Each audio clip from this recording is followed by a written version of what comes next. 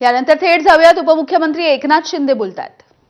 याचं आयोजन केलं आणि देशभरातलेच मंत्री या ठिकाणी आले होते, देशभरातले लोक या ठिकाणी आले होते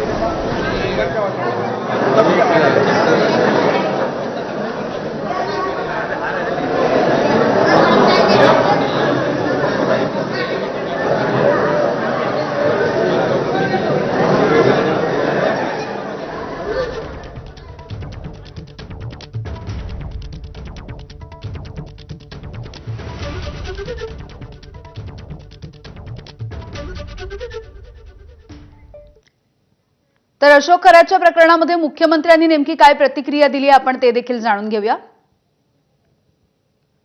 असं आहे की निश्चितपणे याची ईडी चौकशी होणार।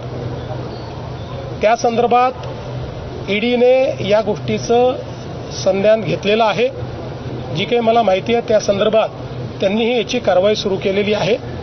एकदा जमीन त्या ठिकाणी आयडेंटिफाय झाली की नियमानुसार त्यात जे जे करायचं आहे ते आम्ही करू। पहिली गोष्ट तर अशी आहे की अशा प्रकारचा सीडीआर हा प्राप्त करून घेण्याचा कोणालाही अधिकार नाही। तो फक्त या ठिकाणी जी काही जांच एजन्सी आहे, जे तपास करतायत त्यांनाच तो अधिकार आहे। त्यामुळे असा हा सीडीआर कशा पद्धतीनं लीक झाला, तो कोणी लीक केला, या संदर्भातली चौकशी राज्य सरकार करेल। अशा पद्धतीनं हा सीडीआर नेमका आला कुठून याचीही चौकशी राज्य सरकार निश्चितपणे करेल। आणखी या अशा प्रकारच्या सेन्सिटिव्ह केसेसमध्ये शेवटी केवळ आरोप प्रत्यारोप करून चालत नाही। ज्यांच्या विरुद्ध सबळ पुरावा असेल त्यांच्या विरुद्ध या ठिकाणी काम होईल। कोण कोणाशी बोललं, कोणी कोणाशी काय केलं याच्या आधारावर आपली क्रिमिनल जस्टिस सिस्टीम चालत नाही।